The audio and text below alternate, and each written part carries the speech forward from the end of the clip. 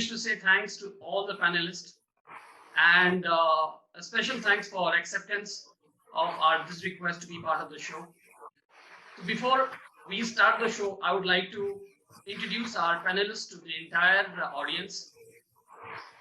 So let me start with a person who is highly skilled, multi-dimensional professional with over 23 years of experience in the hospitality industry. He has been associated with the brands like IHG, Carlson Residor, ITC Hotels. He has over 13 years of experience as general manager and vertical general manager. And I had the privilege to work under his leadership.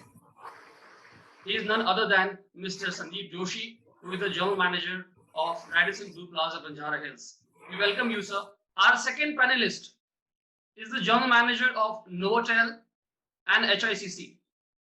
Thank you, he brings with him over 2 decades of experience in hospitality industry. He has worked with various leading domestic and international brands like Raintree, Royal Orchid Hotels, and quite a long tenure, over 7 years in Accor at various positions like general manager and vertical general manager, area general manager. He possesses over 11 years of experience as general manager and vertical heads. Beside all this, he is one of the executive committee member of HCBB and HRATS. Plus, he is the co-convener of CNT panel of CII Telangana State. He is Mr. Manish Daya. We welcome you, sir. Thank you. Our next panelist does not require any introduction. Industry stalwart, versatile professional, over 3 decades of experience in this trade, currently holding the position of regional manager Hyderabad and hotel general manager Lemon Tree Hotels. He's been associated with brands like ITC Welcome Group, ITC Fortune Group, Taj Group of Hotels, Lemon Tree Hotels, etc. He has conferred various accolades and appreciations throughout his career. Beside his hospitality career, he is having a strong root in education field as well. He was an external examiner at IHM Hyderabad Catering College, which is associated with Osmania University, for over 8 years. He is also hold a crown of Vice President of Hotel and Restaurant Association of Telangana State, Mr. Reginald Corbett. We welcome you, sir, and thank you for accepting our request to learn from you. Thank you. The name which I'm going to take now have got over 2 decades of experience in hospitality industry in India and abroad. He has worked well with renowned domestic and international brands like Le Méridien, Six Senses and Ananta Resorts Maldives, the Lalisuri Hospitality, Avasa Hotels, and Accor. He has spent over 8 years with Accor and currently holding the accountability as the general manager, the Mercure KCP Hyderabad. We welcome you, Mr. Sumitro Pahari. Welcome you, sir. Thank you, Mr. John. Peter John does not require still any introduction to all of us, but then we wish to welcome Mr. John. He holds over 24 years of experience in the trade. He was associated with various brands like Taj Group of Hotels, ITC Hotels, JHM Interstate, Golconda Resort and Spa, Kadevi Resort, and Sarovar Hotels. Currently, he is holding the position of general manager with Fortune Park Hotels, Hyderabad. As a general manager, he possesses over 9 years of experience. Many thanks, sir, for joining us in this session, Mr. John. Thanks, Chandan. The name Anuj Khattar is well known in Hyderabad and hospitality industry. He is the general manager, Park Continental by Trans Hotels, veteran in the industry with over 2 decades of hospitality experience. Other than hospitality experience, he holds the experience with Samsung United Telelinks for over 5 years. He was associated with brands like Marigold by Green Park, Justa Hotels and Resorts, Trans Hotels, to name few. He has in-depth knowledge of entire operations, sales and marketing. We welcome you, Mr. Khattar. Mr. Ahmed, Javed Ahmed, industry specialist with over 2 decades of experience in hospitality sector. He has worked in various domestic brands like Taj Group of Hotels, Green Park Hotels and Resorts, ITC Fortune Hotels, and at various positions. Currently, he holds the position of Vice President Operations with Best Bus with Best Western Ashoka. We welcome you, Mr. Ahmed. Thank you. Thank you, Chandan. So these are the nine. These are the panelists. Other than that, Mohit have introduced. He owns Leisure Travel Shopping. I will introduce myself. My name is Chandan Chanchal. Having over 14 years of experience in various hotels like Intercontinental, Radisson Hotels, Hyatt Hotel Corporations, Sarovar Hotels at various locations, Hyderabad and Bangalore. So I am the moderator of this show. So I wish to start the show with the questions what I have.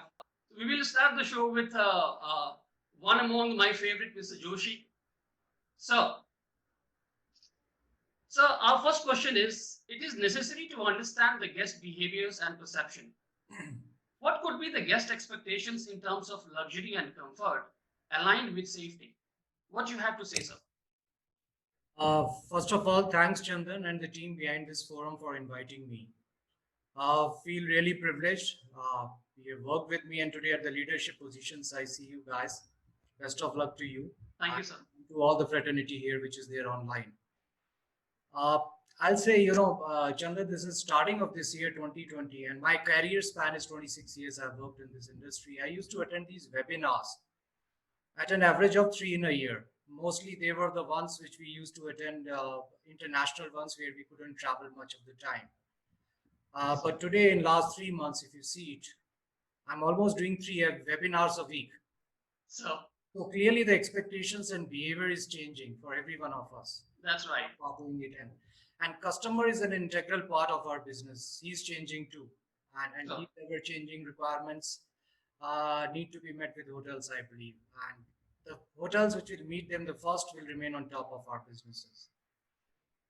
Yes, I agree with you. I think all the hotels, all the general managers here have been trying to assess what is the next behavior and the perception of a guest. And I generally rate guests into two segments here. There's a middle segment consumers, which are very value conscious. And then you have a luxury consumer who's a very discerning traveler who's looking for an experiential values. So, And he yeah. will make his travel choices based on the safety and the experiential value he gets from any hotel. And I'm sure post COVID, when the travel becomes normal, a lot of the consumers are planning to make up for the lost time. That's right. They have been locked down, they have been sitting at homes, they have been staying at with their families. They want to go out and indulge in a greater extent and rich experiences. They are looking forward to indulge in dine outs, get spa treatments, and probably try to bring back their normal lives which they used to be pre-COVID-19 cases. So their expectations remains both there, what I can see it. Uh, Consumers still want to be put at ease. You want to know what brands are going to do today for their proper safety and hygiene measures. Right. I remember post 2611 episodes when we had in our country, the hotels responded very well to a security fear at that time. We started having the boom barriers, we started having our security checks, we started having our baggage scanners, something which became must and something which we have continued to do now for the hotels. Now the time is going to be for the health checks. Now suddenly what all the brands is coming to, I'm sure about it, is the remote thermometers. We are Right. going to have those sanitizers mist at the entrances. We are talking about giving a mask there. And the elevator lobbies, the guest rooms, everything needs to be sanitized. Very important, I'm sure about it, we all are learning, is the circulation of fresh air in the guest rooms. The quality of air will define the quality of a hotel suddenly. That's right. Guest rooms, will have a sign mentioning more about, your health and your safety for the guest. These are the things. I think very important other part, I'm doing it as a brand. I can talk more about my brand too with all of you because it's a learning out here that the cleaning is going to be extremely important in hotel operations now. It was always, but now it's going to be not a hidden process, I can say it. Right. Guest is expecting us and desiring from us to see those sanitizing measures. You want to practically feel safe, and perhaps this is going to be permanent. A visible demonstration of health and safety is something which I believe the guest will expect. Other thing which hotels will do is kind of official clean certifications, endorsement. Uh, As a brand, I'm sure a lot of the hotels are going to go for certifications like we go for an SGS, where an authority endorses the hotel for having the best of the safety protocols for the guest. Right. This is something a guest is going to look at it. Uh, and plus, I would say is it will go into all high touch points areas in the hotel that the guest is looking for their safety. You know, it's the elevators, one party at a time. It's restaurants, it's gyms. It's a physical spacing in common areas. The lobbies will get redefined in the hotels. People are expecting that. You know, there is a social distancing which hotels will be very good at following in there. And there are less visible policies like deep cleaning of a room and a 48-hour room hold between stays. That's also going to come in there. Right. But one thing I believe, one of the very important aspect of safe distancing, of social distancing, is going to be, uh, I think, the contactless entry convenience. That's right. I think suddenly I see a lot of these people in the market and the companies who are coming and telling us that you can go on a contactless entry. Because the receptions are a congested areas. Guest doesn't want to stand there. He want to reduce his exposure. So those mobile access for hotels, which can enable check-ins, which can enable check-outs, which can enable his gateway to payments. In fact, it can enable things like connection of all buttons and switches in the room. Because he has less of fingers being touched all over around. He can do his room temperature controls, light switches, and all that. So these will be the new expectations, I'm sure. The guest is looking at it, and we all are getting ready. I mean, that's new. There's nothing new I'm telling. I'm probably in 3 months' time, everybody is gearing up for that. The dining experience will change. I'm sure about it. There's going to be more of those, again, contactless experiences. We are all going to be digital on menu, or maybe a one-time use menus will be used. I hope the buffet experiences are going to change for most of the hotels because they are very high touch points. We are talking of more of a la carte restaurants. We are more talking of a la carte menus. We are talking of more of live kitchens where I think the touch point reduces and the chefs can probably just dish out the food from the oven directly onto the table or hand over to the guests. So these are the areas which I believe everybody is working on it. I'm working on it as a general manager for this hotel, and that will remain there. And another one point in the food and beverage dining, I think it is going to be more of in-room dining as the first choice of option for a long time for the residents, at least for a while. Perfect. Yeah. So those things, your quality of in-room dining will also start defining with those very.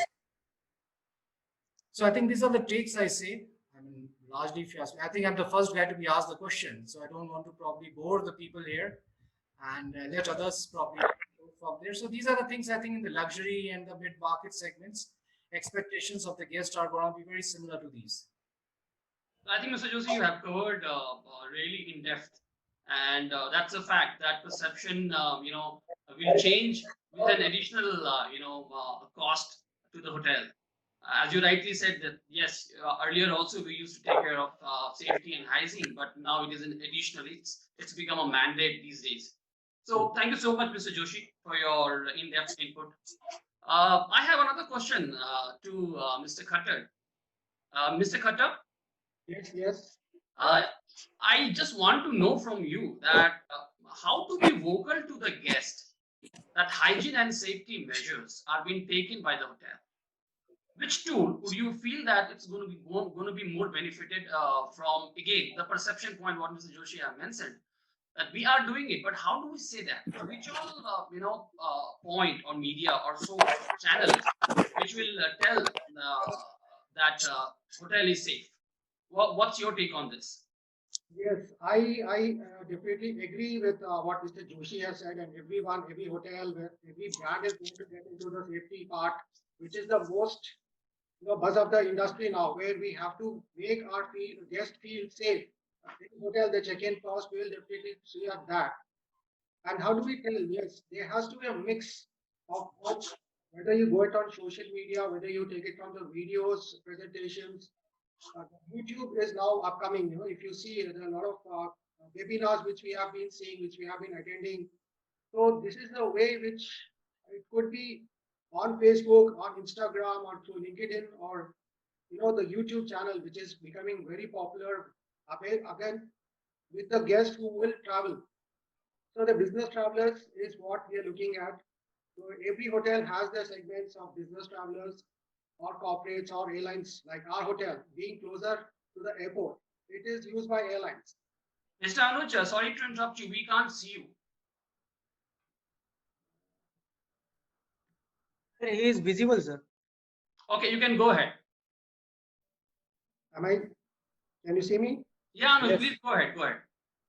So, like our hotel, which is the Park Continental by Trans Hotels, Trans Sterling Hotel, we are closer to the airport. So we get a lot of airlines also as our clients, our guests.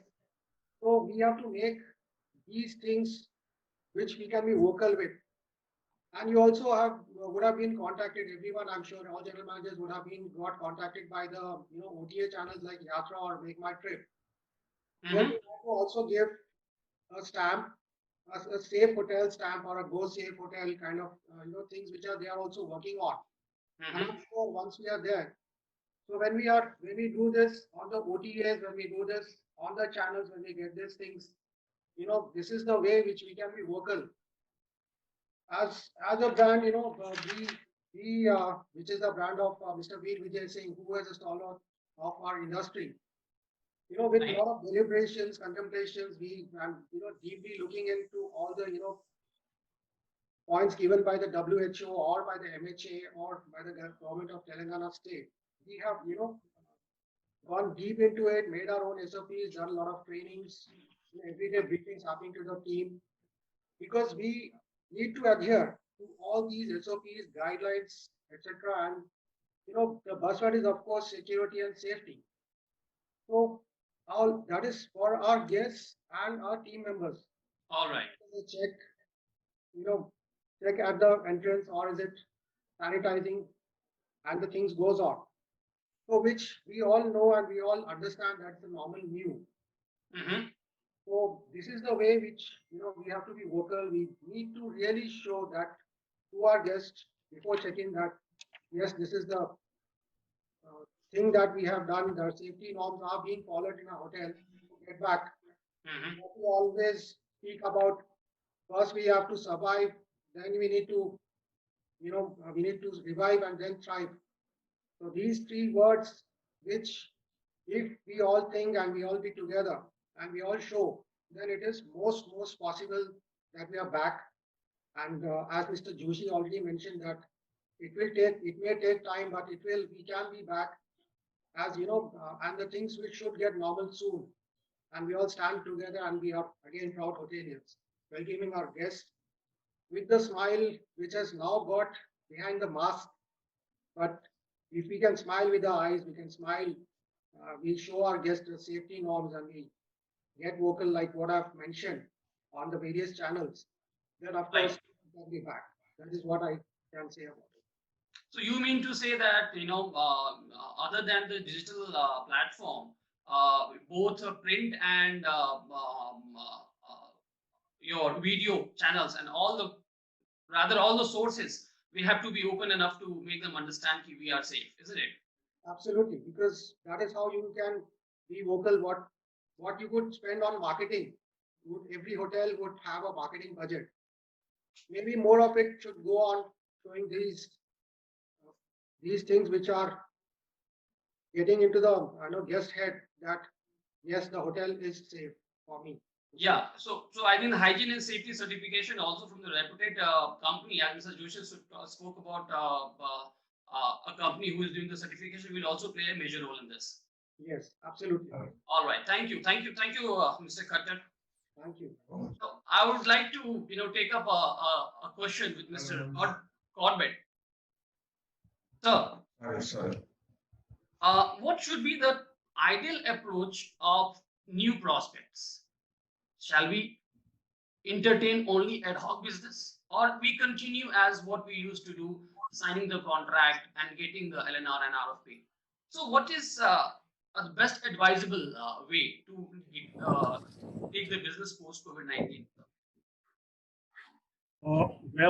At this point of time, Chandan, So any kind of business is most welcome because hotels are in dire straits and businesses need it. So I would say a mix of both. You can have the ad hoc business coming in as well as your contractual business coming in, you need to see that you secure your business that you are getting. Because at this point of time, any business that comes in is liquid cash for a company. As you know, most of our hotels were shut. Some of them are beginning to open now, and we see OTA business trickling in. What I see is that it will take a time for the corporate business to start coming in. It will take at least about 6 to 8 months before we can see full-fledged travel of corporate clients coming in. Right. But you would have the leisure people coming in now. You would have small leisures uh, tours as well. People who have been housed up would want to travel. So you would have to entertain all those kind of businesses. Today we see the quarantine business. Most hotels have taken the quarantine business that is there. Right. Even branded hotels are registered themselves for the quarantine business. The rates are not that good, but yes, there is cash flow that comes in, and it makes the hotel survive to be able to get that stream of money coming in. You're right. So, in my opinion, you need to have both ad hoc as well as the contractual business. If you can get them, surely you should take it with open arms. So you mean to see that any business for that matter, because it's a need of an hour, we have to, encash that. That's Yeah, what we you have, mean to say. we have to welcome any business that comes in, but you have to be secure that you get your payments. You don't just take business and then wait for payments to come in. You should secure your payments as well. Right. But That don't would be you guys. But don't you think, sir, that if we start practicing this generously from our side itself, don't you think that we are giving a wrong message to those contracted accounts? Tomorrow, when everything will be back in normal, then perhaps we will have a challenge to do the contracting. What do you think about that, sir? You should change with the times, Chandan, because the need of the hour just now is to survive. You Right. need to be able to, work according to the times. And Right. the present scenario, what is required needs to be looked at, and you need to welcome that businesses. Right. Post that, when business gets back to normal, and then you can do your contractuals, and then stand by those contractuals. Exactly, because for the current session, the entire RFP is gone. So now we have to depend on any kind of business. Thank you so much, sir, for giving this inputs. I will come back. My one of the favorite topic, which is a topic for everyone for that matter now. Something called MICE, MICE. And who will be better than Mr. Daya to answer this question because he hosts the biggest convention in the city. Sir, how likely you think that MICE segment is going to start again? Can we target the smaller MICE events, or do you think that Prospect will not be going ahead at this point of time because they also had a very financially hit? So, what do you think, sir? Can you just throw some light on that? First of all, thank you, Mohit and Chandan, for having me over. It's a pleasure and honor to be amongst all the industry stalwarts and members present on this forum. I think most importantly at this point in time, first of all, very important for all of us to be in a well-being and happy spirits to kind of work towards the next phase. It's very important for all of us to be in good health, so that's something all of us have to keep as top priorities. Right. Coming to your question, I think in many ways, of course, we all know that apart from the hospitality hotels, one of the segments is MICE, which is, of course, taking a hit. Even with the current unlocking phase, there is a good news and there is a difficult news, or there is more time in waiting. All three put together, I think with every unlocking phase, there is a ray of hope and a light for us to start focusing under this segment. Maybe not the large vertical events and meetings, but definitely at this point in time, all of us know in the first opportunity, the government and the guidelines allowed us to host small weddings Right. with a maximum capping of 50 guests or participants. And then if you see the next unlocking opportunity where the lockdown was relaxed, now the guideline says it can be for wedding and wedding related events, Right. which means that with every phase, every month, as we move forward from here, there will be some opportunities that will keep coming our way. But first come first, at this point in time, we do have opportunities to work along with wedding partners who look after wedding as an opportunity for us as well as to the organizers to start bringing in leads and queries specific to this opportunity. And it could also open up doors not just to host a wedding, but also to do side events and functions, which include maybe a Sangeet a day prior, Right. could be a Mehendi, could be a reception. So it means now the door has opened up to some extent. So it could be a maximum capping of 50, but we could probably host three events, which gives probably the guests to invite three sets of guests into multiples of 50. So a small opportunity there, but yes, it has opened up the doors for business under the overall, umbrella of MICE and events. This also opens up the opportunities for us to host rooms. So, which means if there is a wedding, we could probably also have room guests, which can probably have 25 rooms on double occupancy to give maybe a basic example, which Right. could also club in 50. So, which means now there is an opportunity to host 25 rooms, 50 people, three different meals, breakfast included, can be four.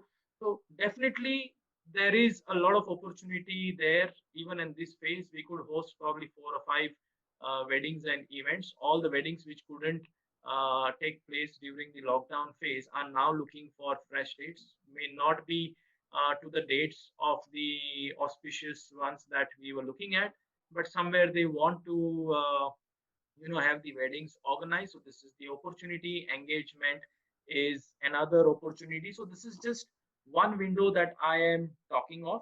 uh, Coming to the main point, yes, of course, larger meets, conferences will take time to revive. It could be anywhere beyond 6 months. I don't see that happening before 6 months. So all of us need to sit tight and make sure that we are ready to start working on opportunities for physical distancing to make sure that we do everything possible.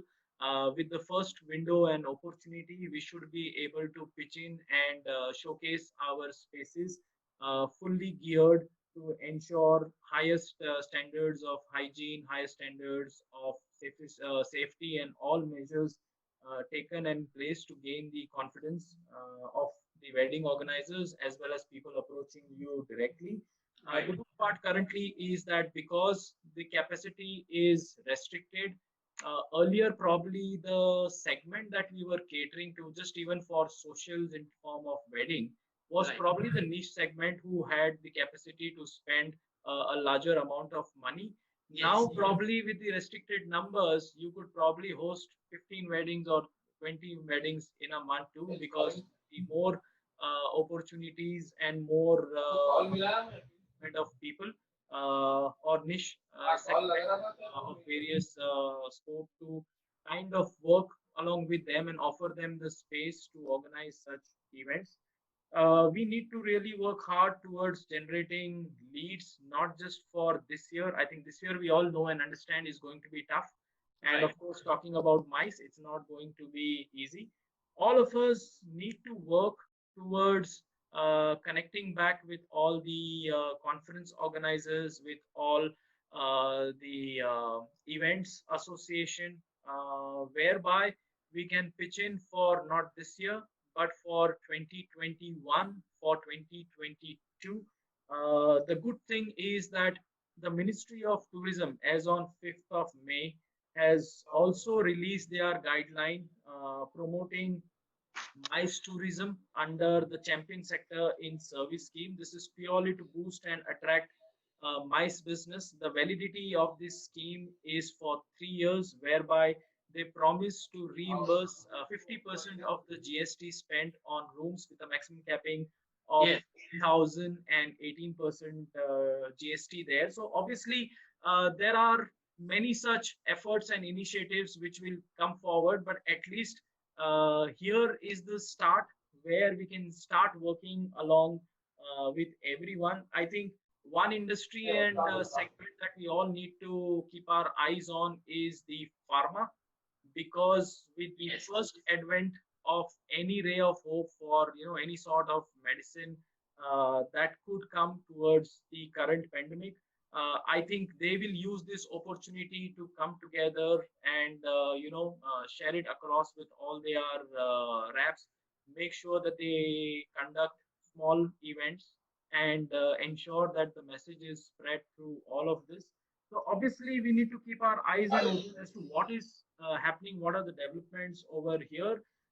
International association and association-based events, they will be taking time, because by the time we get the next schedule, because they don't repeat same countries, and they would have already booked the next 3 years. So if this year was planned to be India and Hyderabad for that matter as a destination Right. for an association-based event, it won't happen in 2020. Obviously, it won't happen in 2021, but we could again pitch in for 2022 and year onwards, so that we build up our base for such large-scale events, which gives the entire city or a destination the opportunity to partner along to bring such large delegation and congregations to any MICE destination. Yes, of course, we all know that everyone's hit with this current pandemic financially, so there's nothing to hide. Everyone will take time to come out of it, and of course, there will be a recovery time needed for everyone. The bounce back could be beyond 2020, it could be from Q1 or Q2.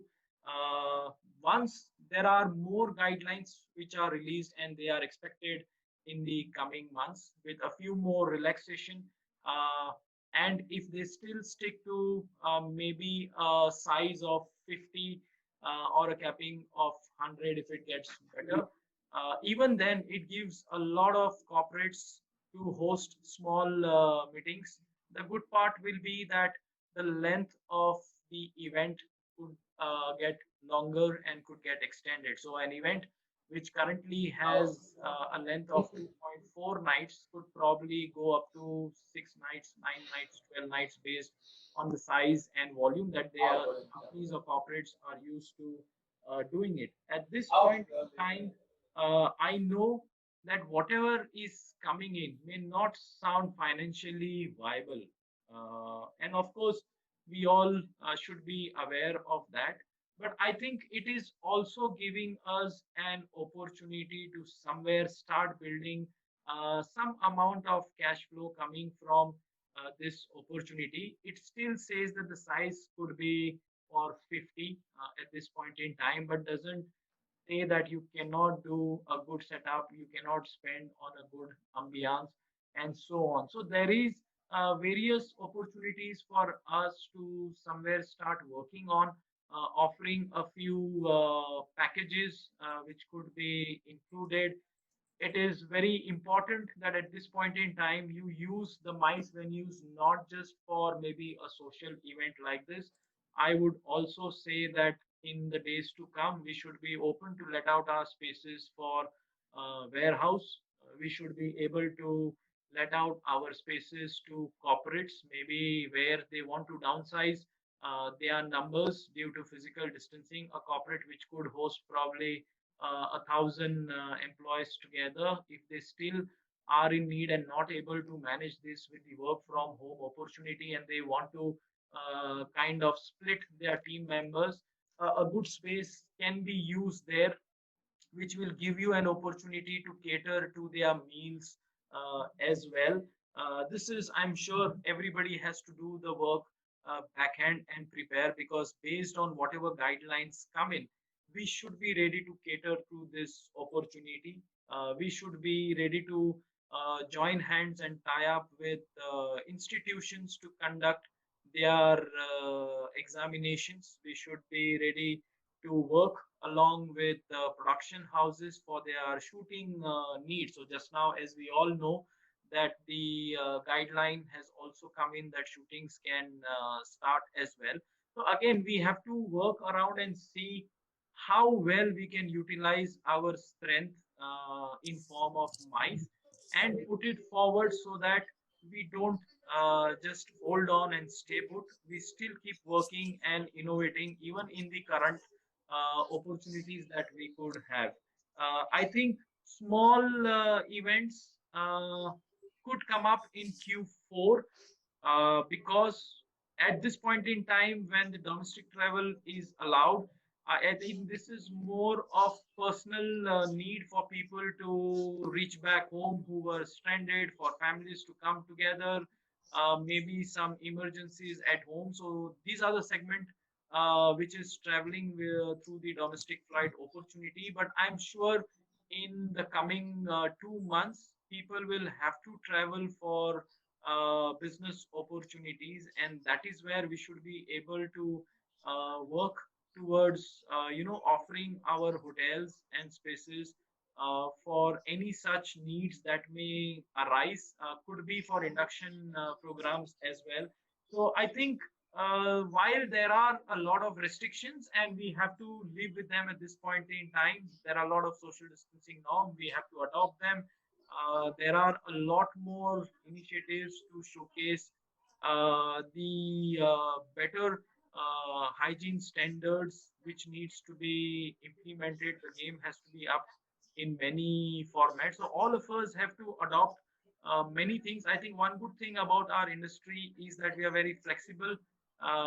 We adopt any trends which are available that can give the confidence back to the promoters, because there are a lot of stakeholders involved in this before we open up our doors full fledged. So we do have the promoters, we have to give them the confidence. We have our team members, we have to give them the feel of being safe, the highest standard of hygiene and sanitation maintained for their own safety, so that we are able to build the trust to put it forward to the corporates, to the conference organizers, to social event organizers, to wedding consolidators, so that we are able to build in slowly and steadily and get ready towards welcoming the larger opportunities in the months to come.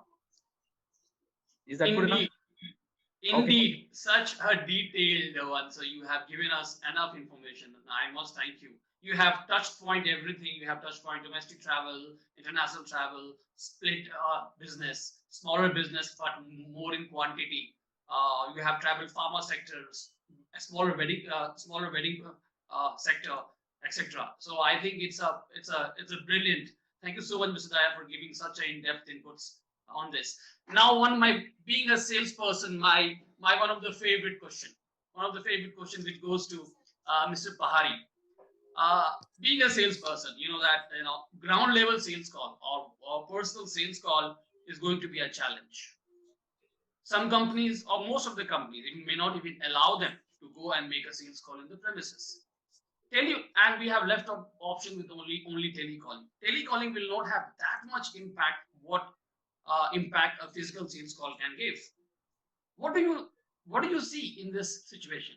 That how do we virtually gain the confidence of the customer or client,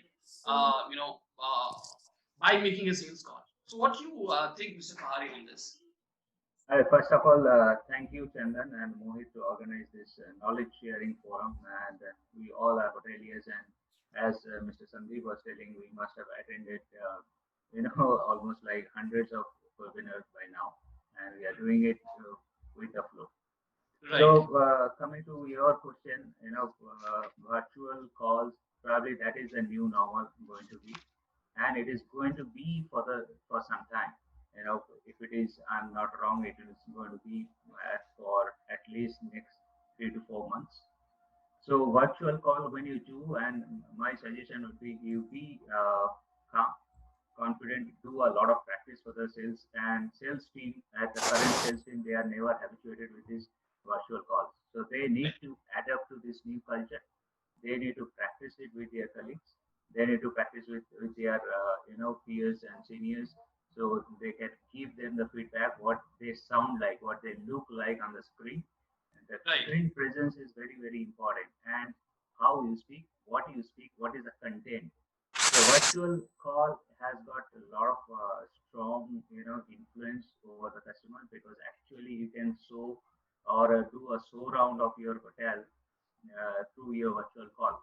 So nowadays the devices are very, very very small, and you don't have to carry your laptop or desktop to a different places for a virtual call. You have your mobile phone, you have your tablets, you have your iPads, so you can carry those with you, and you can actually show them what are the safety and precautionary measures we are taking in the Right. hotel, right from your entrance to the lobby to the rooms and everything, because the bookers and every company will be eager to know what people are taking as a safety and precautionary measures. So that is actually a good option for a virtual call. So you can convey at the same time what you are doing, and probably while you are meeting the customer, you won't be able to show them what is actually the hotel look like, or actually the processes what you are taking. You're So, right. but having said that, virtual call is actually not good news for our industry. You know, Right. if we start doing the virtual call and we expect the people to come and meet us and do the conferences in our premises, Right. that is actually does not sync together. So we need to come out of this cocoon, and we need to start going out in the markets. We need to start meeting people, so then only people will get confidence, so then only they will start coming out of their offices and start doing the conferences, and that is our bread and butter. That's So right.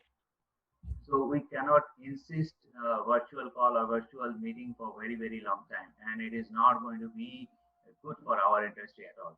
So Correct. the small meetings has to happen, small gatherings has to happen.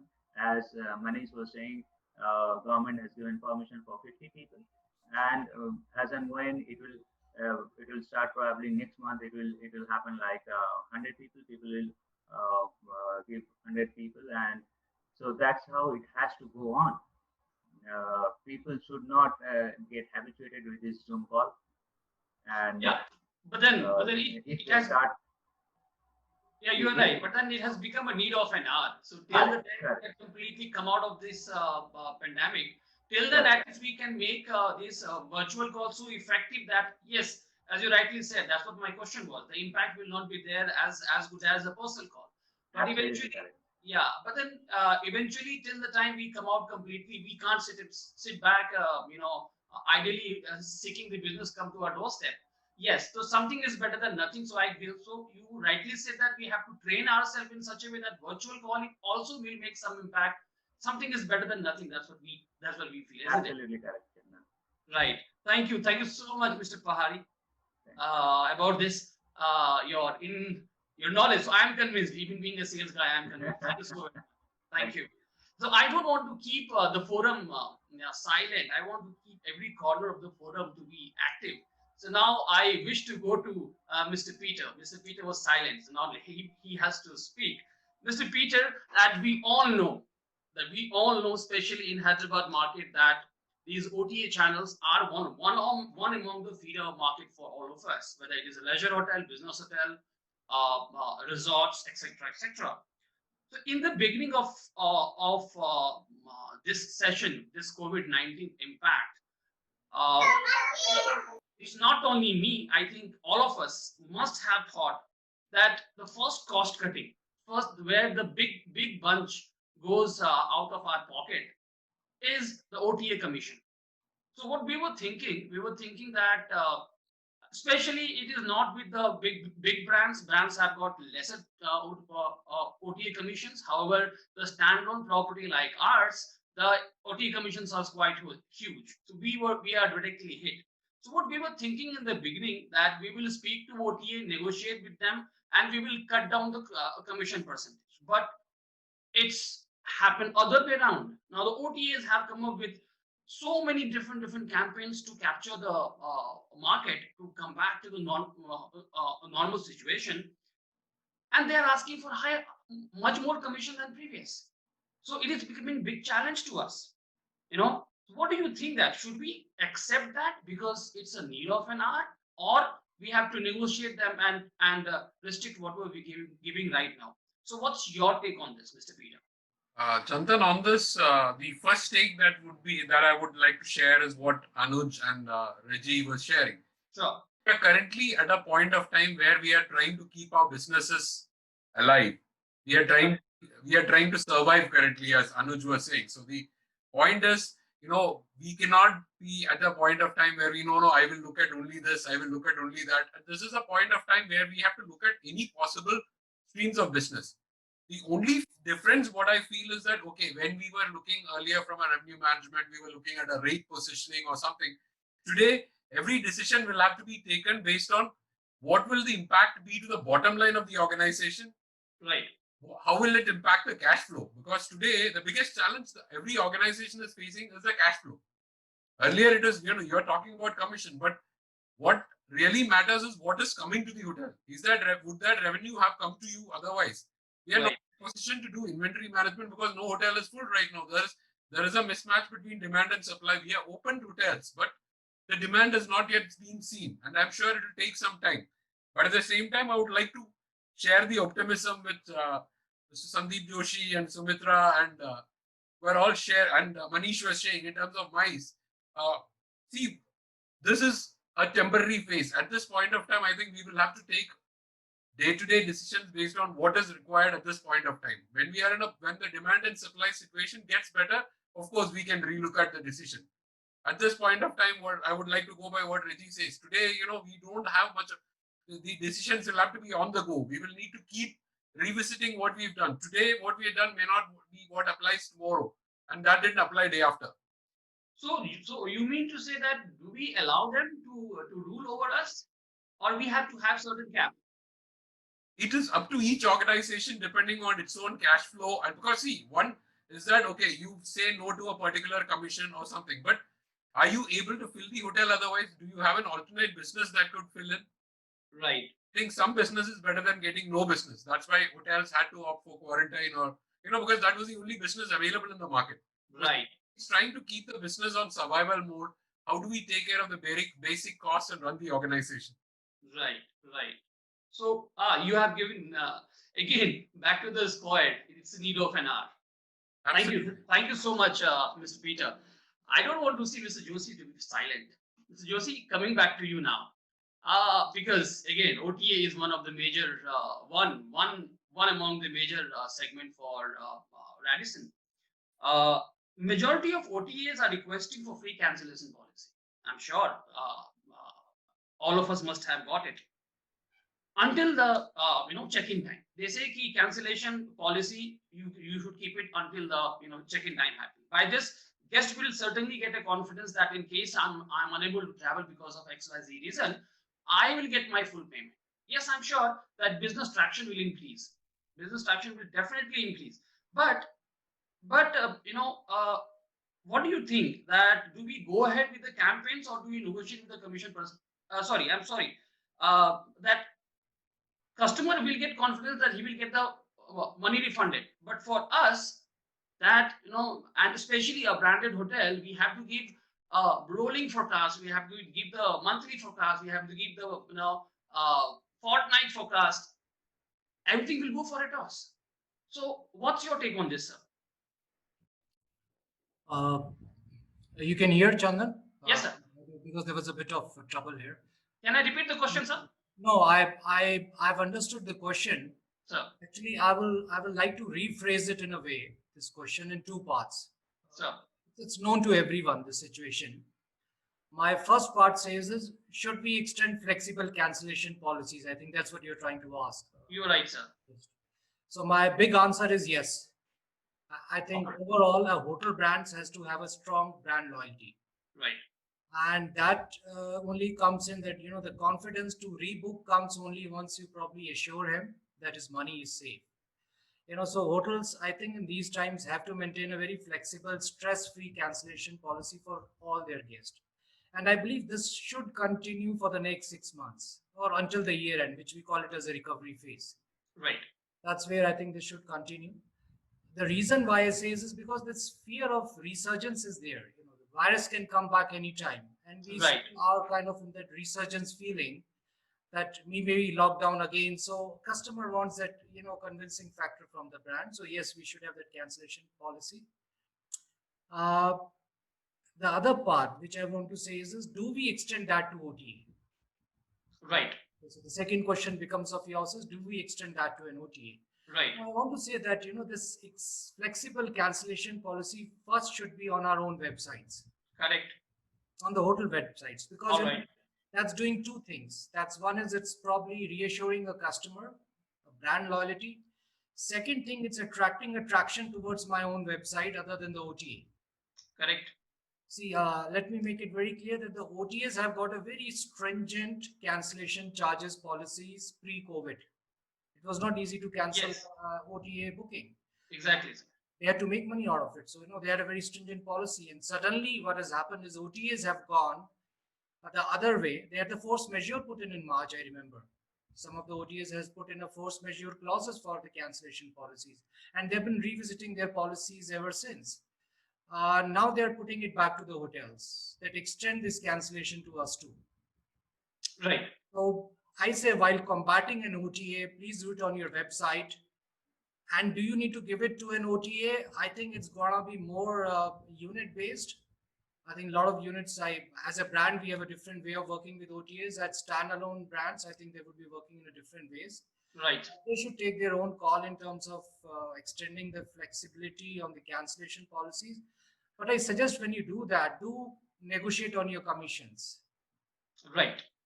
Negotiate on your commissions while doing that, because that will leverage a hotel to not really be losing revenues. As you're rightly saying, is that we need to forecast our revenues. Forecasting is based on business on books. Right. You see a wipeout of business suddenly because the cancellation policies at the time of check-in tell. Exactly. That Exactly. would be one reason. I think once you reduce your commissions, you leverage it out, and that's a way to play. I think plug and play method says is different these days. For the next 6 months, we could continue this way. Exactly. Exactly. That was I was telling to Mr. Peter that yes, but then this 6 months we have to be flexible enough. So you mean to say that we have to have a flexible cancellation policy, but we should do primarily in our own website and try and negotiate with the OTAs, but be a little flexible in OTAs as well. Absolutely. Thank you, sir. So I'm coming back to Anuj. Anuj, once again, same question, but in a different way. Is that we should what should be ideal pricing strategy for us right now? Do we reduce the rates and grab the business as most of the panelists have suggested? Do we reduce the rate and maintain the same rate but give some add-ons to it? So what's your take on this, Anuj? Yeah, thank you, Chandan. Basically, I've listened to Mr. Peter, I've listened to Mr. Sandeep Joshi, and everyone talking about one grabbing the business. That is number one. Right. Number two, yes, we have been speaking about what kind of flexibility on the OTAs. The third thing is getting more traction on our own websites. That's right. So my point here is that we should not worry on the rates. Number one. Number two is maybe not undercut the rates. Whatever we could grab, we could get it. And if we are united as a hotelier, we say that we should be united. And if we all stay united, I feel that not really reducing, but not undercut the rates will, definitely make everyone get into the same loop, and then we try and slowly and steadily pick up our markets, slowly and steadily pick up our rates. And as Mr. Manish also mentioned about small conventions happening, or which you could look at an opportunity. So, when the number is small, say for banquet, when we start with a table distancing or social distancing, or we get into that, then when the number is small, we can definitely get a little more higher rate, and the guest will also understand that he needs to pay a little more when his number is low. So my point would be basically a mix of everything. One is negotiating with the OTAs on the commissions. Two is, of course, on the flexibility. Three is getting this not getting into the undercut, but slowly and steadily get markets back and start surviving and reviving ourselves. That is what is my take on this, Chandra. Great. Thank you so much, Anuj. So I will come back to Mr. Javed. He's very silent. Mr. Javed, let's be in active mode. So, sir, I just want to understand that do we have to take, as Mr. Manish said, rightly said, that we have got a MICE event, we can take with 50 with the social distancing, etc., etc. So, because I have done this yesterday, I had an engagement in my hotel, and I found it very difficult. So because we have to be a safe from the guest, we have certain preventive measures to understand to allow the guest to inside the hotel. Do we have to take a self declaration form signed by every individual who is participating in the event? If yes, then how practical it is, and if no, then how will be safeguarding the interest of the hotel? So what you have to say on that, sir? Mr. Javed, you are on mute. You have to unmute yourself. Yes, sorry. Yeah. Good evening, everybody. This is a nice question, Mr. Chandan. Actually, as per the government of tourism guidelines and taking the party for less than 50 people, we have to take the self-declaration from the host, and there should be a thermal screening with the camera, which will advise you that people coming to the hotel, they are already being screened there itself only. And as far as the event is concerned, where you have events where everybody signs the form with the name, their addresses, their mobile number, their email IDs, and all. So you have all the details. Before that, we should insist that everybody should have the Arogya City app downloaded before coming to the hotel. That plays a very important role, because if anything is there, you get a buzz that goes to the COVID manager of the hotel or SMS alert to the general manager. Javed, you have gone mute. You have to unmute yourself, please. Sorry. Yeah. Can you hear me now? Yeah, sure. Please go ahead. Okay, I was seeing a video from Mr. Manish Daya that at the gate of entrance, when you have 50 people entering the hotel, the gate automatically closes.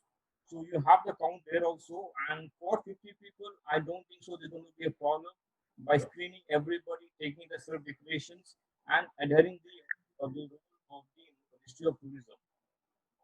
So I accept that we have to take the consent from the court and take the declaration from each and everybody who enters the hotel. Okay. Great. Thank you so much, Mr. Ahmed. Uh, Mr. Corbett, I'd like to come back to you.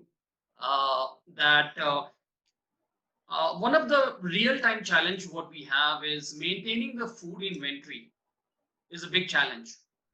Having stock for each and every item on the menu is not practical, as it will incur cost where occupancy is less than 20%. Is it a good idea to have a customized menu for the time being, providing it will be a compromising on the brand image of the hotel? What you have to say, sir, on this? Well, absolutely, Chandan. You cannot have the menus that you showcased earlier, Right. like your 101 items on your buffet and so on. You will have to now look at what is going to be the new normal, what is going to be accepted by the people, plus what is actually feasible for you to serve. Now, you cannot hoard stocks and keep it with you and having all those items that you present on your menu. The menus will have to be tailor-made now. They will have to be customized. And in my opinion, what one would require to do is that you need to examine what are your pop items. You know, every hotel would have the pop charts. So Right. you check on the pop charts. What are those 20 items that actually are popular in your segment? And you serve those items. You cater to those items. Right. No need of having a plethora of items on your menu when 80% of them do not get picked up. So we have to be sensible. We have to work towards seeing what items are actually being asked by our guests, make the menus accordingly, tailor make those menus accordingly, and present them so that you remain profitable. Right? Because everything adds up to, at the end of the day, it adds up to your costs. You can't be, hoarding your your raw materials and keeping them while they may get picked up or they may not get picked up. Because currently the footfalls are not there. It's Right, because sir. occupancy, as you see, because there's going to take time for footfalls to happen. So Right. it's sensible to actually tailor make your menus and work according to your pop charts. Right. Very well said, sir. Very well said. Actually, I missed out one of the. I just jumped the queue. I should not. I just jumped the queue. I would wish to bring back Mr. Joshi once again. I have a small question, and I'm sure most of us, whoever is having the segment called PCOs or PSUs, sorry, PSUs. Sir, some LNR companies like BHEL and ONGC are requesting to reconsider the rate what we have done the LNR and contracting with them. In view of the financial impact of the company, though the impact had been for us also, but we need to get the business from them. Shall we stick to the agreed rate or of LNR, or we reconsider the rate for the shorter time, as you're talking about the 6 months of time? So can we go ahead and today only two companies have come. Tomorrow perhaps every PSUs will come back to us. So I have to safeguard and learn from you that what should we do in that case, sir? So we have worked together. It's directly hit question on me since we both have worked together, and we probably know the answer too. What I say here is, Chandan, that COVID-19 episode. Sir. I believe it's a very big game changer. It's not a disruptor. So what I'm trying to say here is, a guest who's coming to the hotel after the pandemic, if you see, they are looking for more hygienic aspect, and they are hygienic sensitive than price sensitive, first of all. Right. So I believe therefore dropping a rate will not be helping the cause of a business. And I believe in the industry in the short and the long term both, I think. I agree with you. There's a huge declining demand. And it will trigger cannibalization here. It will trigger rate war. It is going to trigger discounting in our industry. And that we all know has happened post 26/11. It happened in 2008 when the global recession hit the country. Right. And we all went down, we all dropped our rate, and it took many, many years to come back. One thing I believe which is going to be assisting our industry, because one of our own forums in the brand, we were thinking about it, and we say that supply is going to be muted for a few years. The supply which is muted for a few years will help the current existing hotels to come back quickly.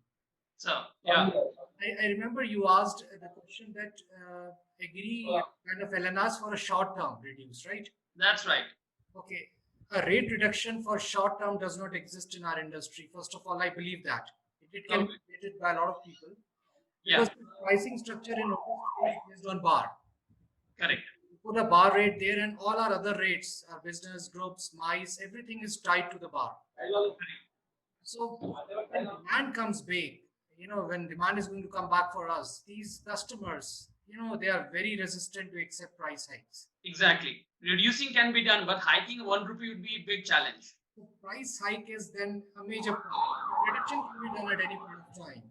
So I believe holding on to rates is a good value. I think most of the companies which are coming back to us, and everybody has their own favorite accounts, the first question they are asking to us is not the price hike or price reduction. They are asking the safety and the hygiene. Right. So that will remain very predominantly the main thing. I also probably say here is that, in these 3 months, I think all of us on this panel who have been leaderships, we have mastered the art of cost rationalization. We have done everything which was not in the book to see that the cost reduces for our hotels. Absolutely. Primarily more important for the hotels which have been shut actually here and not been operating. Some hotels I believe have continued running it, but then they had to do a lot of cost measures just to even break even for the hotel. So rather doing that, we can relook at cutting down certain services in our hotels. These are associated with product offerings. We have airport transfers, breakfast buffets, all that can be relooked at today. I think we can do that. All those freebies can be over. I think that will probably help us more because we work on a very heavy fixed cost. Right. So a lot of scope of improvement, I believe, is there, and we can see that. My answer would be, I think it should be value for money. And that will make all the difference to us. I think the demand will come back and we can hold on to the rates. Another thing I want to say here is I think it's just came into my mind. See, we in Hyderabad, there are beautiful hotels. Most of the hotels are very great, and this market deserves to be $100 market. Right. And I've been saying this since last 2 years that this market has to go up on the ADRs, but somehow we have never been able to raise those ADRs. This market put it in the Europe would be $100 market, as the hotels are beautiful, services are beautiful, but we are already at a very lower ADR. Kind of GOPs the hotels would be making, I'm sure about it. A lot of them are bleeding in their GOPs. I still How further a cost will help us, I think it's to anybody's guess here. In this city, we also do businesses for quarantine. And I see that the rate for a quarantine business in this city goes as low as, I think, 2200 all inclusive. 1100. It has gone down to 1100. Okay, I think there are two structures, two levels which I saw. Yes, I yes. tried doing it, I failed in doing it because I just could not understand the break-even point for such businesses. Yes, the rate will remain a very important aspect. I think reduction should not be the first option. We can look So, at other options too. so two things, Mr. Joshi. First thing, I was 1000% sure that you will not reduce the price, as I know you pretty well. Reduction you will never ever accept. You will not allow to come inside your office. Second thing, I'm very glad that when you came down first in Hyderabad, you were talking about what kind of ADR this hotel is making. I mean, this city is making. Chandan, is this the ADR what they are doing? Right in Delhi, the ADR is has a weight on. I will ask the same question after 1 year. Now, perception have changed. So glad to know that, sir. Sure, pleasure. Pleasure. Thank you. Thank you so much, Mr. Joshi. Mr. Javed, I'm coming back to you. Sure. Although the guideline advises us that we can use disposable cutleries and crockeries, it does not appear appropriate to serve in that way. What do you have when it? What do you do? What do we do when it's luxury versus safety? Secondly, it's a huge cost for the hotel. So, what do you have to say about that, sir? Though it is advisable, though it is only advisable, it's not a guideline. But again, there is a cost. So, what do you think? What do you have to say about this, sir? The hotels have the luxury of technology and compared to other sectors of hospitality. Mm-hmm. We have spent a lot of money in crockery and cutlery, and we use very high end cutlery, crockery, and glasswares. So Right. suddenly we cannot forego that. Correct. So in that reason, we have to have the safety norms in place so that we still use the crockery, cutlery, and glassware on the site. For example, if we are using a dishwashing machine, I believe everybody using a dishwashing machine in your hotel, and above Mm-hmm. 72 degrees of dishwasher, the hygiene conditions and the virus will go away. So in this regard, if we precautionary measure and as follow the SOP is concerned, as Mm-hmm. your kitchen stewardess guy wearing entire PP kit coming to the sanitizing first he has to sanitize the entire coffee cutlery glasswares. Then he put in the dishwasher again he has to wipe it. Again put into the dishwashing that is the sanitizing rack. Where from there it goes to the guest table. If we do that, I believe we can use the concept of still having the high end coffee cutlery and glasswares. Apart from that, in the conferences and if we have the conferences and all, we can still use the cups which are disposable, very nice made. We're still using in our hotel everywhere. We can use that where we can, like disposable small bowls for ice creams and for your desserts. But for the high-end things like for a banqueting, for high-end banqueting and for the restaurants, I surely mean that we should still use the glasswares, the crockery and cutleries. So you mean to say we should still maintain the luxury, but luxury with the safety. You Yes, align luxury with the both safety. together. Right, right. So it's a long time. I haven't heard Mr. Daya, Mr. Manish has to come in picture, and you will be the best person to answer this. So as you were mentioning about mice with limited numbers, the banquets are not permitted to do events for more than 50 packs. To do an event of 50 packs, as we all know that keeping the social distancing in mind, we have to give the bigger venue, perhaps for the venue which we used to give for 200 people. Uh, the cost of utilities incurring will be much higher than what it was. Shouldn't we increase the price, or shall we charge the hall rental, or guest can demand anything? What you have to say, sir? For me, if you ask me at this point in time, we do not have too much to work around, right?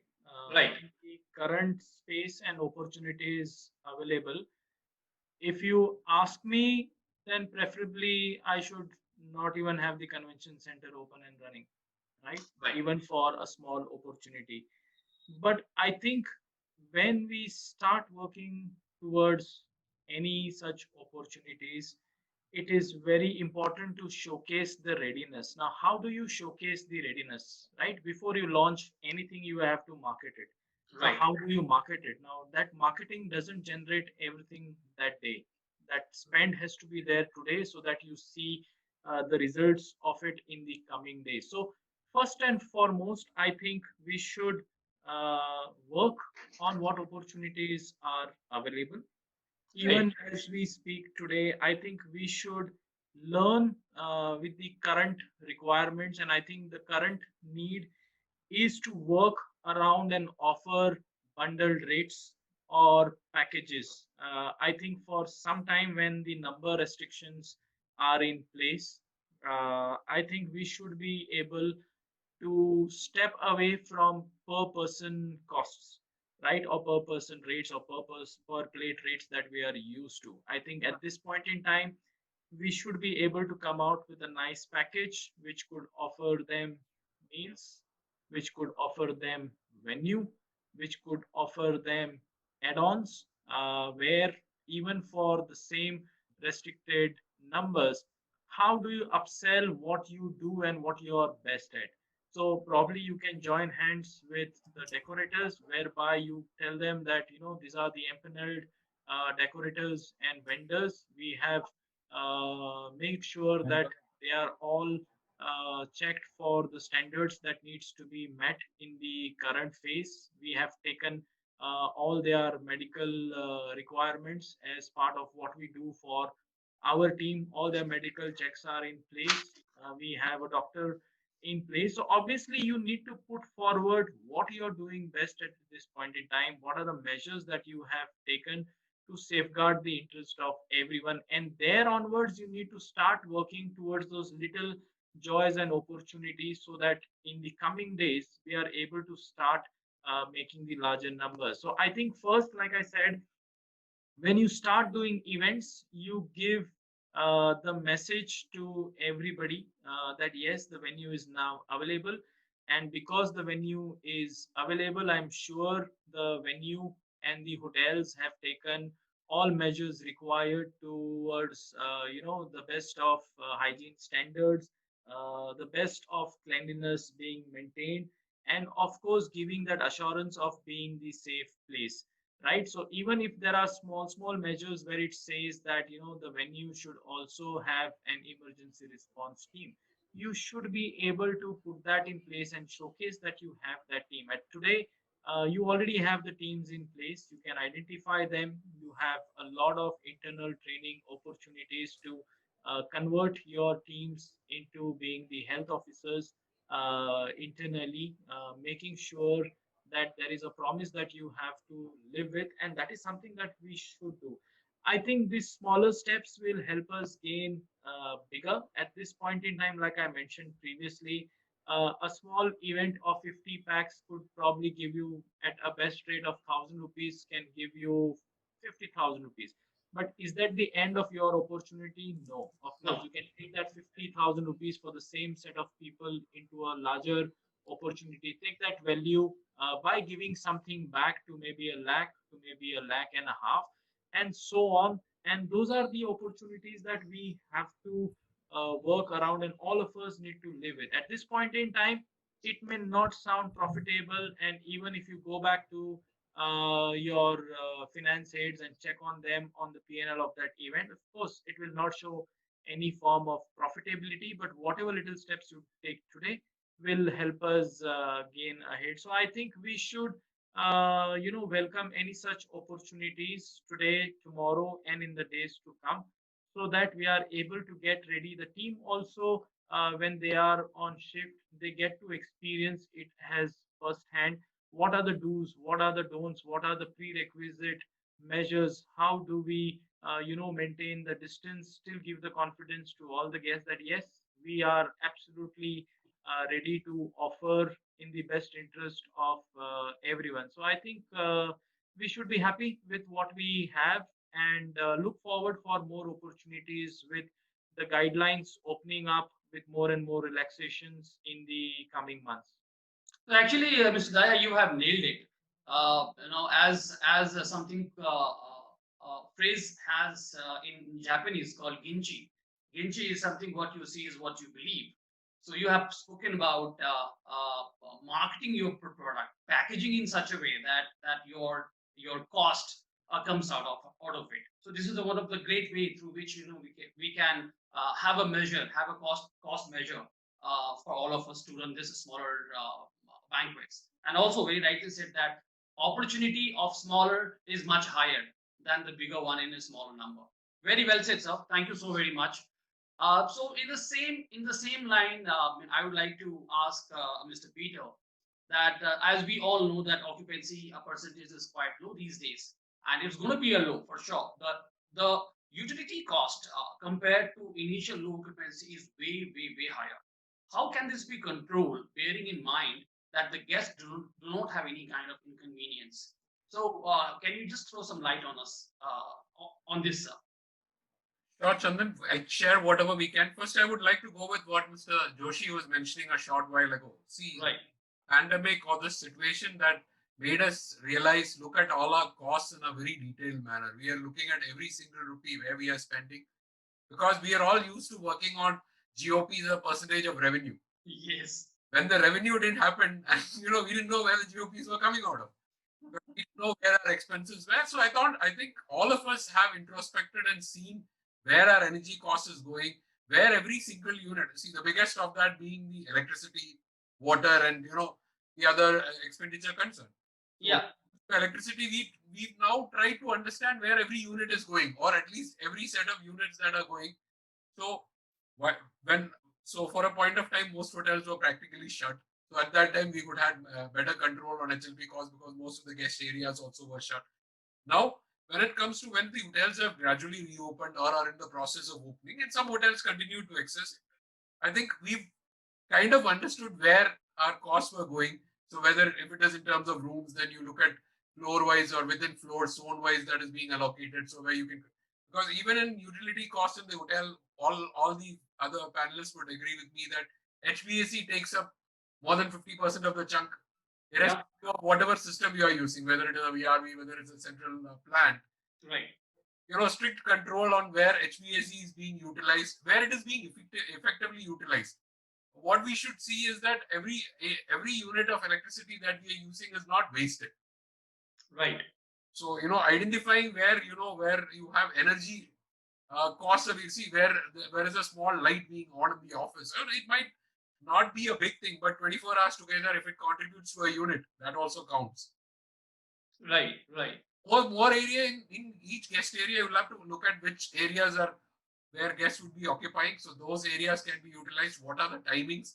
Now restaurants also know while you talk about all day dining or 24-hour restaurants, because you might not utilize them 24 hours because anyway you can only have room guests and not Right.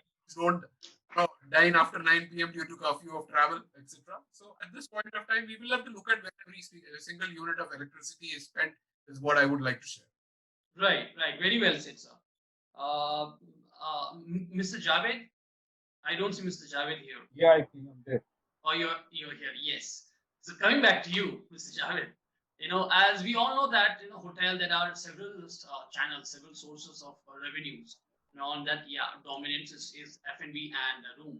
But then most of hotel in Hyderabad and across the globe have got another source. That is your if you have any kind of rentals in your hotel, your tenants are considered as your in-house stakeholder of the revenue, and they are also equally responsible to create a guest satisfaction. Now, having said that, coming this pandemic, they are coming back to us stating that waive off our rentals because we don't have cash flow, we don't have revenue. So, what do you think that what should we do? First of all, Yes, it should be an individual decision whether you want to waive off or you don't want to waive off or have any kind of source through which you can get the revenue. But then, what should we do moving forward? Do we continue as an agreement or with a vendor, or we should go for revenue share? What do you have to say on this? I agree with Chandan that during this COVID period, the vendors are coming back to us and asking for the waiver. Right. Okay, especially the travel desk person who directly like they are in touch with us because we don't have business, they also don't have business. But going forward, we should see that the rentals we take care as a family. Okay, and we have to see that they are also being safeguarded, and the interest level is high on the hotel itself, and we have to make a revised concessional rate with the agreement, maybe till 2021. Okay, we should give them a 6 month gap. Not that they should not pay us the rental; they should pay a rental of the concessional rate. Okay. And over and above, like we should have a like now we should have a flat rental, and we should add on as a revenue sharing model also. Like you fixed a minimum rental for the particular like travel desk, or you have a shop there, and if they do a business over and above, we should go with the revenue sharing model. That's Right. what we have done with our in our area, in our premises. So we have a metro order which we take care of this. Like we have the Rasna bus shop, and we have an also stone. We have them with them a minimum rental, and we having a revenue sharing model also. So, Okay. but the rental has to be reduced a little bit because to safeguard them, because they also be a part of our family, and we are already discussing with them. Let's see. I believe this is the best model. Like we should have a minimum rental, and then over and above, we should go with the revenue sharing model with them. Okay. Well said. We Thank you so also much. earn, and we also be good in the same time. Yeah. So it's a win-win situation for both of us. That's right. Thank you so much. So I have just three more questions to go. So you have to just bear with me for some more time. Quickly, I want to come back to Mr. Manish. Sir, I want to come back on one of the burning question I think we all have right now in terms of procurement. We all do procurement contract with our various vendors based on the kind of size what we procure. But again, at this point of time when our occupancy is low, when events are low, we are going back to the vendors. Our vendors are declining it. They are telling that they will not be able to maintain the same rate what they used to offer earlier. So how do we counter that, sir? See, frankly speaking, at this point in time, it's a force measure on both sides, Sir, right? yeah. So we will have to play on each side and a role which can come out in terms of being a winner, either in form of a buyer or in form of a supplier. I don't know from where this is coming, or this is coming as a feedback. But to be very honest with you, since we cater to a lot of bulk requirements across, not just in terms of food and beverage, but also in terms of the rooms requirement and so on, I can definitely tell you, based on the experience that I've been in the last 3 months, that most of them, like us, are under financial stress. Yes. But having said that, everyone has come forward and offering their helping hands in the best manner that they could. Uh, to begin with, I know that a lot of our variable expenses have come down because we do not have business. But Right. let me get on to the fixed expenses, right? In terms of fixed expenses today, we have heat, light, power, right? While Right. we do not have a breakthrough yet for the minimum demand charges or the maximum demand charges, whether it's heat, light, water, Right. but there is a breather given for deferment in payment. So obviously, that is definitely a help coming your way. Most of the AMCs that we are working upon, I think every company has come forward. If they were not able to give you a full waiver, they have given us an extension. If they were not able to give us an extension, they have given us a discount. For some, they have said, okay, give us some time. We will need time because it's a larger scope of business, and whatever we do, you can hold on to our payments and you can pay us post September.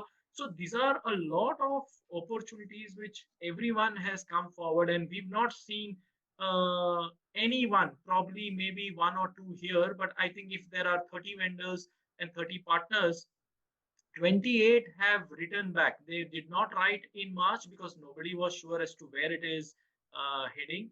But by April and by May, we've got responses from all our partners, and they have definitely offered us their helping hand, which has definitely helped. I know some hotels have managed to sustain their expenses with probably a little bit of business through stranded guests and passengers, some of them through probably, I would say, even the quarantine rooms. Some of them had a few long stays, but these were not a business volume that could help us do a larger, maybe a very few handful hotels would have done some amount of GOP, but including us, and I'll not shy away, we were not able to even sustain and manage because we have a large complex to manage. But it has definitely brought us with our partners even more closure, because their helping hand to us has drastically reduced our fixed expenses, and it has really helped. All our tender based contracts for groceries, for every other such variable expenses, everyone has gone ahead and signed and sent us their acknowledgement for rate extension. That itself is good enough. In May, and March and April, May, we typically do our tenders for all the hotels put together as portfolio which we manage. Right. But every single vendor partner with us has signed up until September for now and given us the rate benefit. Wherever we have started working together and we don't have volumes, but very limited options, they're still coming and delivering us the materials. So I did not see that kind of resistance anywhere. We have done deferment of payments for quite a few vendors. They have been patient with us. A few subscriptions that we are part of, they have also told us that our memberships are now extended for a couple of months ahead. Could be two, could be three, but they have definitely come forward and partner. And this is where I see that when there is such opportunity to work with such fantastic partners, I also believe that then we should also be able to do justice, even in the current scenario when we have limited cash flows and funds.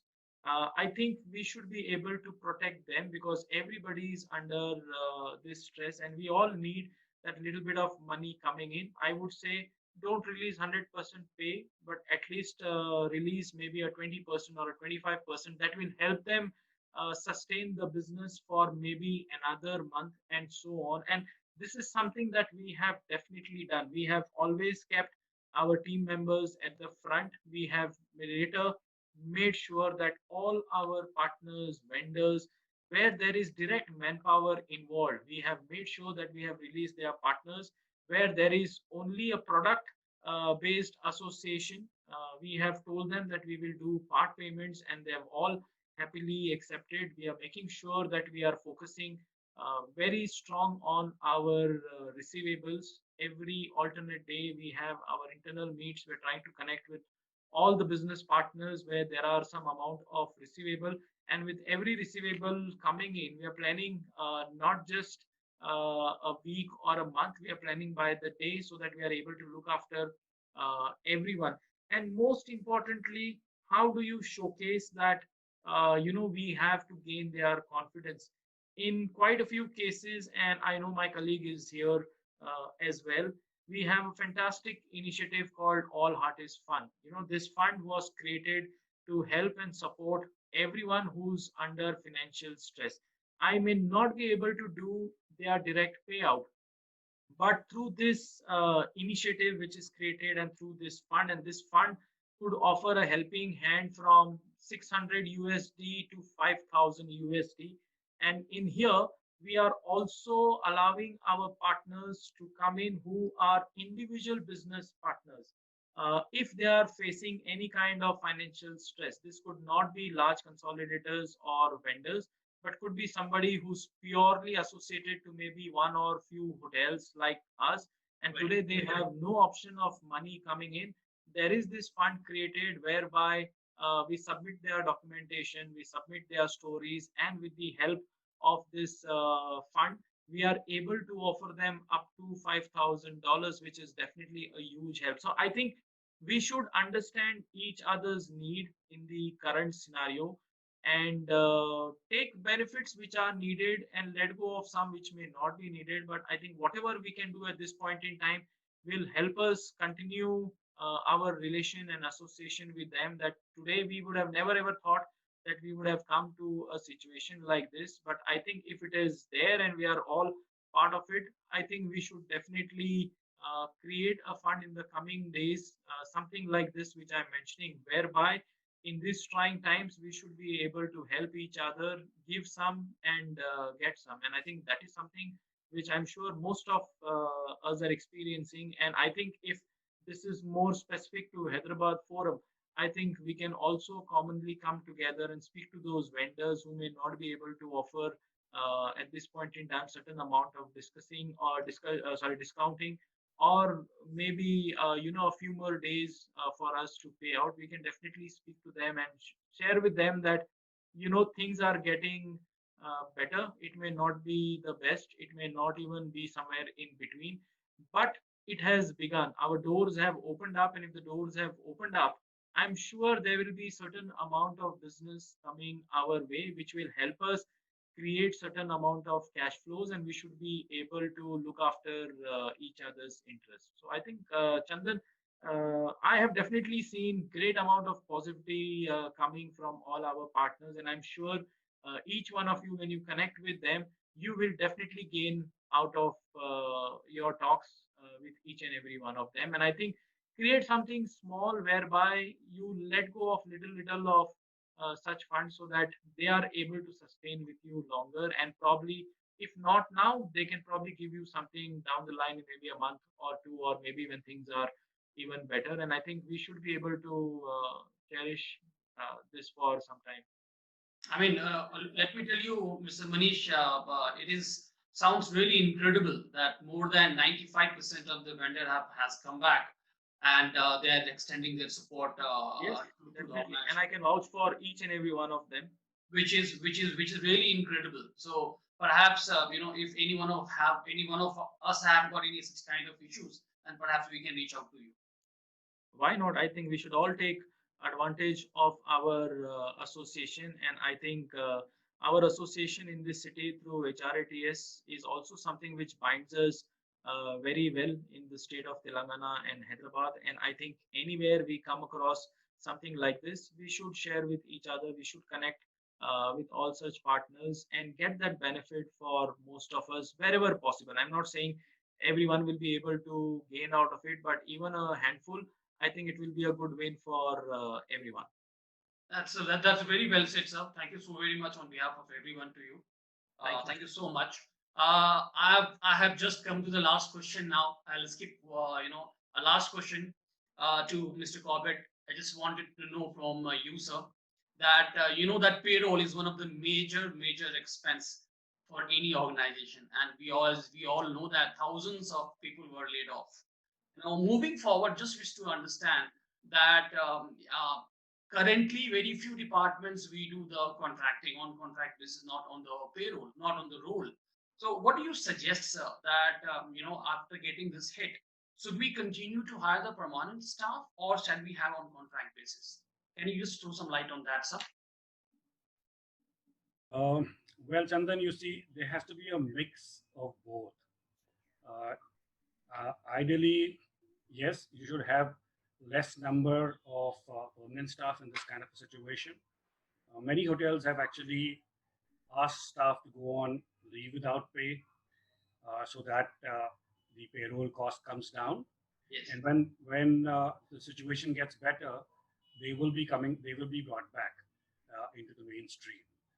But you cannot have just contract people working. You need to have your staff as well to balance it out.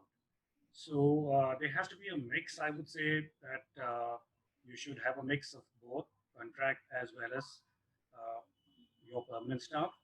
But the less number of permanent staff at this point of time till you actually start picking up in your business, Right. the business starts getting better. So you would be able to actually, get them back to work with you. Now, many companies have actually asked their staff to go on leave. Some companies have also given a 50% reduction on certain payrolls. Certain companies have asked for 30% reduction. So people have come forward right from the higher management to executive levels who have voluntarily taken a cut in the payroll cost in their salaries so that they help the organization sustain itself and wait for things to get better so that you could then get your full salaries.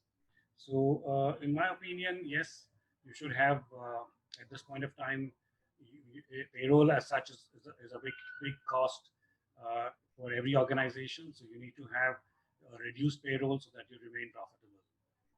Very well said, sir. Thank you so very much. I am done with my questions. I think we have touched base each and every point. And over to you, Mohit. If you have to add anything. Yeah, thank you so much, Chandan sir, and thank you so much all the panelists for giving their views on the situation. One question I just want to ask from everyone, whoever can give the answer, it will be good for the tourism. The question is like you have talked about the OTAs. What about the tour operators, offline tour operators? What you people are planning for the tour operators who give the business as an offline contractor or one or two bookings in a month? Like if they want to give some bookings, what is the rate structure should be there? The same structure, or you are giving some special commission at this time because they are also not getting that much of business, but they need help from the hotels. So, Mohit, I will answer this question as this question has already been answered by Mr. Joshi. He already explained that we have to work on pricing structure depending on the bar. Our bar will remain it, and then based on that kind of business, we can decide on the so-called TAC. So bar would be, I think, so bar would be the benchmark. I think so. If somebody else wants to add on it, please go ahead. Chat box. All right, all right. So thank you so very much. It's indeed a great pleasure to see at one platform everyone and giving really insightful thoughts. So I must thank you. I must thank Mohit for organizing this, and I must thank everyone that you all are so busy, but still you had accepted our request and spent around 2 hours time with us. So thank you so much once again. I would like to add my note in this. I would like to thanks to each and everyone, Mr. Manish, Mr. Peter, Mr. Anuj, Mr. Sandeep, Mr. Javed, Mr. Sumitra, Mr. Reggie, Mr. Chandan for giving us the opportunity to organize this show. And thank you so much for all of you to coming here and talk about the future of the hospitality. And it was a nice show, and it was really a pleasure for me to keep you all in the one platform. Thank you so much. And I must say sorry. I was keep on sending you videos. So now, so thank you so much once again, sir. Thank you. Thank you, Mohit. Thank you. Thank you. Thanks, everyone. Take Thank care. you so much, sir. Stay safe. Stay safe. Thank you.